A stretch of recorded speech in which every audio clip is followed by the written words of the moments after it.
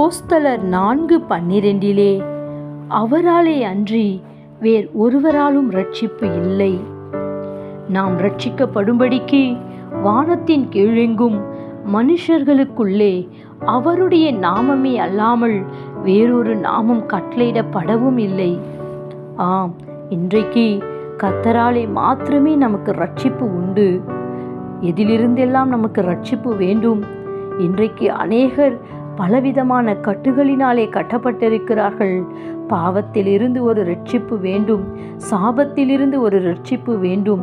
இன்றைக்கும் அவராலே அன்றி வேறு ஒருவராலுமே நம் வாழ்விலே ரட்சிப்பு கிடையாது. உலகத்திலே வந்து எந்த மனுஷனையும் பிரகாசிப்பிக்கிற மெய்யான ஒளி அவர். இன்றைக்கும் இருளிலே வாழ்ந்து கொண்டிருக்கிற ஜனங்கள் வாழ்விலே மெய்யான ஒளியாக ரட்சிப்பாகிய தீபத்தை ஒவ்வொரு வாழ்விலும் ஏற்றவர் வல்லவராயிருக்கிறார். நாம் ரட்சிக்கப்பட அவருடைய நாமமே அல்லாமல் வேறொரு நாமம் கட்டளையிடப்படவில்லை. Have a nice day. God bless you.